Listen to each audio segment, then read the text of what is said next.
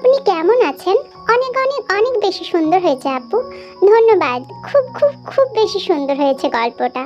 পরের পার্টটা তাড়াতাড়ি দিয়েন প্লিজ প্লিজ আপু। এই তো কিউটি হার্ট, পরের পার্ট চলে এসেছে আর আমাকে আপনি বলার দরকার নেই। I am new subscriber. Thank you so much cutie heart for subscribed my channel. গল্পের এই পার্টটা অনেক বেশি সুন্দর হয়েছে আপু। আই এম সো এক্সাইটেড পরের পার্টটার জন্য। ও তাই বুঝি? আর অপেক্ষা করার দরকার নেই। থ্যাঙ্কস দি ভাই স্টোরিটা দেওয়ার জন্য। অনেক অনেক অনেক বেশি সুন্দর হয়েছে। দি ভাই গো, আজকে থেকে আমার এক্সাম শুরু হয়ে গেছে গো। অনেক প্যারায় আছি। কেমন যে হবে পরীক্ষা। বেশি টেনশন করো না বনু, তোমার পরীক্ষা খুব ভালো হবে। দিদি ভাই, পরীক্ষার জন্য ঠিকমতো দেখতে পাচ্ছি না, সময় পেলে দেখে নেব। আমার জন্য একটু প্রার্থনা কইরো। বাই দ্য ওয়ে, স্টোরি অনেক সুন্দর হয়েছে। ইটস ওকে, তুমি ভালো করে আগে পরীক্ষা দাও, আমি তোমার জন্য অবশ্যই প্রার্থনা করব। অনেক সুন্দর হয়েছে আপু, পরের পার্ট দাও তাড়াতাড়ি প্লিজ প্লিজ প্লিজ আপু। এই তো পরের পার্ট নিয়ে চলে এসেছি।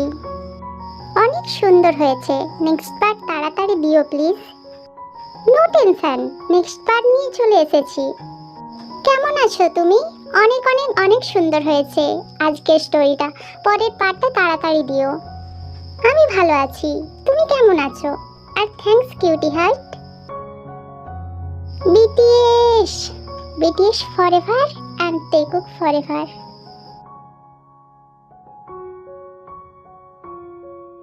জাংকুকের কাছ থেকে পেপারটা নিয়ে তে চমকে ওঠে। এটা তো রেজিস্ট্রি পেপার, আর তাও আবার ওর আর জাংকুকের বিয়ের। তে অবাক দৃষ্টিতে জাংকুকের দিকে তাকিয়ে থাকে।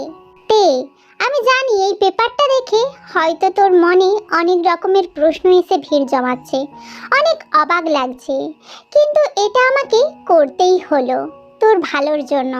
আমি জানি তোর মামা ঠিক এখানে আসবেই, যাতে কোনো রকম কোনো ঝামেলা না পাকাতে পারে, তাই এই ব্যবস্থা। তে আর কোনো কথা বলে না, যথেষ্ট বুদ্ধিমতীও। এখানে যে শুধু একটা সাইন ছাড়া ওর আর কিছুই করার নেই, সেটাও ভালো করেই বোঝে, তাই তাড়াতাড়ি সাইনটা করে দেয়। জাংকুক দা, আমি গিয়ে শুয়ে পড়ছি, নিজেকে খুব ক্লান্ত মনে হচ্ছে, প্লিজ আজকে আর আমাকে ডেকো না।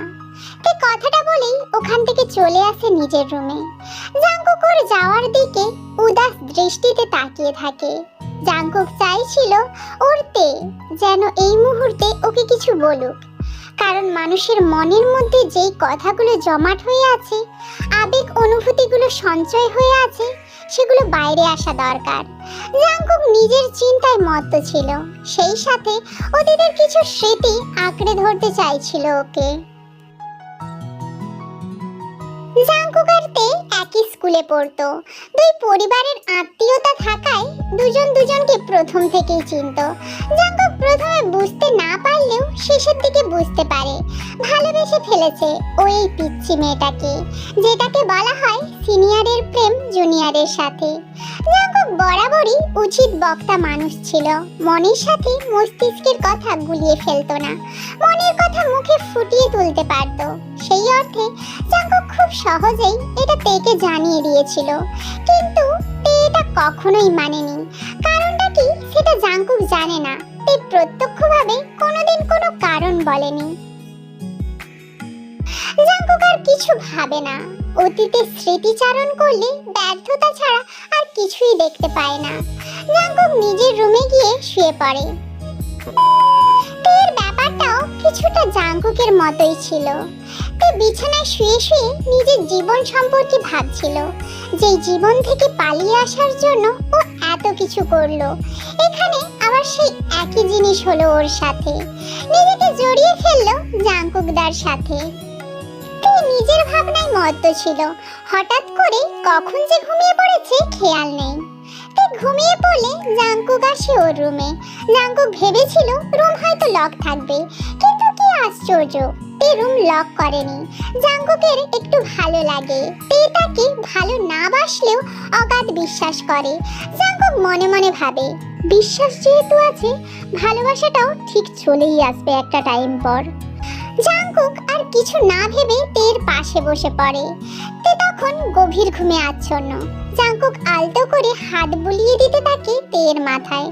জানিস তে, আমি ভেবেছিলাম তোকে হারিয়ে ফেলেছি, কিন্তু যখন তুই ফোন করে আমাকে তোর মনের কথাটা জানালি তখন মনে হয়েছিল না, আমার ভাগ্যটা হয়তো অতটাও খারাপ না। তাই তো সেই ঘুরে ফিরে আমার কাছেই এলি। এবার দেখবি তুই যেতে চাইলেও আমি তোকে যেতে দেব না। মনে পড়ে আমার গাওয়া তোর ফেভারিট গানটা? আমি গাইতাম আর তুই শুনতিস, একদম ওই গানটার লাইনটার মতো। ধরিয়া রাখি সোহাগে আদরে আমার মুখর পাখি, তোমার প্রসাদ প্রাঙ্গণে। জাঙ্কুক কিছুক্ষণ তের মাথায় হাত বুলিয়ে দেয়। জানুয়ারি শেষ, কিন্তু তবুও ঠান্ডাটা বেশ ভালোই আছে। জাঙ্কুক ভালো করে তের গায়ে ব্ল্যাঙ্কেটটা চাপিয়ে দিয়ে চলে আসে। এবার একটু ওকেও রেস্ট নিতে হবে, কাল আবার কলেজ আছে। সকালে পাখির ডাকে ঘুম ভাঙে তের। হঠাৎ করে ঘুম থেকে উঠে নতুন জায়গা দেখে প্রথমটা চমকে যায়, কিন্তু পরক্ষণেই সবকিছু মনে পড়ে যায়। তে নিজেই নিজের ভাগ্যের ওপর একটু হাসে, তারপর ফ্রেশ হয়ে বাইরে চলে আসে। তে বাইরে এসে দেখে জাঙ্কুক দা অনেক আগেই উঠে পড়েছে, রান্না করছে। তে এসে জাঙ্কুকের একটু পাশে দাঁড়ায়। জাঙ্কুক দা, তুমি এত সকালে নিজে কেন রান্না করছো? আমি এখন রান্না করে খেয়ে কলেজে যাই, তারপর দুপুর বেলায় ক্যান্টিনে খেয়ে নিই, আর রাতে আবার এসে রান্না করে ডিনার করি। জাঙ্কুক কথাগুলো বললে তে কিছুটা বিস্ময় দৃষ্টিতে তাকিয়ে থাকে। এই মুহূর্তে জাঙ্কুকের জন্য তের খুব মায়া হয়। জাঙ্কুক দা খুব একা, আর আগের থেকে যথেষ্ট গম্ভীর হয়ে গেছে, খুব চুপচাপ। অসাধারণ একটা নিস্তব্ধ ব্যক্তিত্বের অধীনে বাস করছে জাঙ্কুক দা। জাঙ্কুক দা, কিছু মনে না করলে একটা কথা জিজ্ঞাসা করব? আগে যেমন আমার সাথে ফ্রি মাইন্ডে মিশতি, এখনো সেরকম থাকবি, এত ফর্মালিটি করার দরকার নেই। আমি যতদিন আছি তোমাকে আর রান্না করতে হবে না, রান্নার দায়িত্বটা আমি নিয়ে নিতে চাই।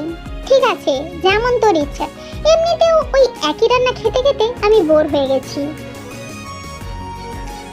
কিছুক্ষণ পর জাঙ্কুক বেরিয়ে যায়। যাওয়ার আগে তেকে সবকিছু ভালো করে বুঝিয়ে দিয়ে যায়। তে, এই কদিন তোকে একাই থাকতে হবে। কিছু ফর্মালিটি পূরণ করার পর কয়েকদিন পর থেকে তুই কলেজ শুরু করতে পারবি। যদি বোর লাগে তাহলে টিভি দেখবি, আর নয়তো আমার রুমের পাশে লাইব্রেরি আছে, ওখান থেকে বই নিয়ে পড়তে পারিস। কেউ আসলে রুম থেকে বেরোবি না, আমাকে ফোন করবি। জাঙ্কুক এই কথা শুনে তের মাথা নাড়ে, যদিও মনে মনে ভাবে আমি কি বাচ্চা নাকি যে এই রকম ভাবে সব বুঝিয়ে দিয়ে যাবে, নাকি জাঙ্কুক দা আমাকে এখনো সেই আগের ছোট্ট তে ভাবে। জাঙ্কুক বেরিয়ে যায়। তে একবার চারদিকটা দেখে বাথরুমে চলে আসে। ফ্রেশ হয়ে বেরিয়ে এসে রুমে থাকা ছোট্ট ঠাকুর ঘরটার মধ্যে চলে আসে। তে ঠাকুর ঘরে এসে দেখে সবই অগোছালো, কয়েকটা ঠাকুরের পট, তাতে কোনোভাবে কয়েকটা ফুল চাপানো, যেটা দেখে বোঝা যাচ্ছে হয়তো রাখতে হয় তাই রেখেছে। তারপর তে আশেপাশে তাকিয়ে দেখে দেয়ালে ধুলো ঝুল ভরে আছে। তে একটা বড় দীর্ঘশ্বাস ফেলে। না, এইভাবে রাখা যাবে না, সবকিছু ঠিক করতে হবে। হায় ভগবান, তোমাদের যে দেখছি আমার থেকেও খারাপ হাল। তে কথাটা বলেই হেসে ফেলে। তারপর সবকিছু পরিষ্কার করে ব্যালকনিতে থাকা নানান রকম ফুল গাছগুলো থেকে কয়েকটা সুন্দর দেখে ফুল এনে পুজো করে। এর পুজো হয়ে গেলে কিচেনে চলে আসে। আগে থেকে ব্রেকফাস্ট করা ছিল। তে এক কাপ কফি নিয়ে ব্যালকনিতে এসে বসে। তে কফির কাপে চুমুক দিয়ে দেখে জাঙ্কুক কফিটা বেশ ভালোই বানিয়েছে। এবার চোখ যায় গাছগুলোর দিকে। গাছগুলোর হালও খুব একটা ভালো না, একটু পরিচর্যা করলে আরো ভালো দেখতে লাগবে। তে গাছগুলোতে হাত ছুঁয়ে গাছে থাকা শিশিরের বিন্দুগুলো নিজের হাতে নেয়। চিন্তা নেই, এবার আমি চলে এসেছি, তোদের খুব ভালো করে যত্ন করব। তোদের খুব কষ্ট হয় তাই না? হঠাৎ করেই তের মাথায় একটা কথা আসে, সত্যিই কেউ চলে এসেছে, কিন্তু সেটা তো ক্ষণিকের জন্য, আর মাত্র 1 বছর। তারপরেই তো ওর কলেজ শেষ হয়ে যাবে। ইউনিভার্সিটিতে ভর্তি হয়েই তো ও কলেজে শিফট হয়ে যাবে ভেবেছে। চিন্তা করিস না, আমি যতদিন আছি ততদিন তোদেরকে খুব সুন্দরভাবে পরিচর্যা করব। আর তারপর না হয় তোরা নিজেদের অবস্থাটা মেনে নিবি, এই যেমন আমি মেনে নিয়েছি। সকালটা কিছুটা নিজের ভাবনার মধ্যে দিয়েই কেটে যায় তের। দুপুরে জাঙ্কুক যেহেতু রান্না করে রেখে গিয়েছিল, তেকে আর কিছুই নতুন করে করতে হয়নি। তে লাঞ্চ করলে দেখে রান্না বেশ ভালোই হয়েছে। তে মনে মনে ভাবে, হয়তো রান্না করতে করতে রান্নার হাতটা বেশ ভালোই হয়ে গেছে জাঙ্কুকদার। এই সময় আরো একটু কষ্ট হয় তের জাঙ্কুকের জন্য। সত্যি পরিস্থিতি মানুষকে দিয়ে অনেক কিছুই করিয়ে নেয়। ওর তো আজ কিছুটা এইরকমই অবস্থা, যেই মানুষটার কাছ থেকে একদিন সে নিজে পালিয়েছিল, আজ সেই জাঙ্কুকের আশ্রয়েই ওকে নিজে থেকে আসতে হয়েছে। তে মনে মনে ভাবতে থাকে, এটা কি ওর পোড়া কপাল, নাকি জাঙ্কুকদার ওকে কাছে রাখার প্রার্থনার পাওয়ার। লাঞ্চ শেষ করে তে বসেছিল, এমন সময় জাঙ্কুক ফোন আসে। তে যেহেতু তাড়াতাড়ি পালিয়ে এসেছিল, সাথে ফোন আনা হয়নি। এই ফোনটা আজ সকালেই জাঙ্কুক ওকে দিয়েছে, যাতে যদি কোনো সমস্যা হয় বা দরকার হয় তাহলে ওর সাথে কন্ট্যাক্ট করতে পারে। হ্যালো জাঙ্কুক দা, বলো। তে তোর কি একা থাকতে বিরক্ত লাগছে? যদি সময় না কাটতে চায় তাহলে দেখবি আমার রুমের পাশেই ছোট লাইব্রেরি আছে, ওখান থেকে গল্পের বই পড়তে পারিস। আমি ঠিক আছি জাঙ্কুক দা, আমার কোনো সমস্যা হচ্ছে না, শুধু একটু রিজুটার জন্য মন কেমন করছে। কথাটা বলতে গিয়েই তের গলাটা কিছুটা বুঝে আসে। জাঙ্কুক বুঝতে পারে ওর তে কষ্ট পাচ্ছে, আর সেই কষ্টে তে তো পড়ছেই, সাথে ওর জাঙ্কুক দাকেও ভিতর থেকে ক্ষতবিক্ষত করে দিচ্ছে। জাঙ্কুক যে তের কষ্ট দেখতে পারে না, তাই তো এর আগেও লুকিয়ে লুকিয়ে খোঁজ নিত রিজুর কাছ থেকে। তেকে লুকিয়ে লুকিয়ে দেখতো, যদিও তে এইসবের কোনো কিছুই জানতে পারতো না। বেচারি তে তো এটাও জানে না যে ও পালিয়ে না আসলেও ওর জাঙ্কুক দা কখনোই এই বিয়েটা হতে দিত না। শুধু জাঙ্কুক না, মনে হয় পৃথিবীর কোনো মানুষই পারবে না নিজের ভালোবাসাকে অন্যের হাতে তুলে দিতে, আর তাতে যদি তার মত না থাকে তাহলে তো মোটেও না। জাঙ্কুক নিজের ভাবনার গভীরে হারিয়ে গিয়েছিল। হঠাৎ করে তের গলার আওয়াজে আবার বাস্তবে ফিরে আসে। জাঙ্কুক দা, তুমি শুনতে পাচ্ছ? তে, আমি তোর সাথে বাড়ি গিয়ে কথা বলবো, আমার ক্লাসের টাইম হয়ে গেছে। তে জাঙ্কুকের রুমের পাশের ছোট লাইব্রেরিটায় চলে আসে। তে লাইব্রেরিতে যাওয়ার আগে কৌতূহলবশত একবার জাঙ্কুকের রুমটার দিকে তাকিয়ে দেখে। তে ঢুকবে কি না ঢুকবে ভেবে রুমটার ভিতরে প্রবেশ করেই ফেলে। জাঙ্কুক রুমটা বেশ ভালোই গোছানো। তে সব ঘুরে ফিরে দেখছিল, হঠাৎ করেই দেওয়ালে টাঙানো ওর আর জাঙ্কুকদার ছবিটার দিকে নজর যায়। ছবিটা দেখেই তের ভালো লেগে যায়, এটা তো ওর জন্মদিনের ছবি। যখন মা বেঁচে ছিল তখন খুব ভালোভাবেই তের জন্মদিন পালন করা হতো। এটা তখনকারই ছবি।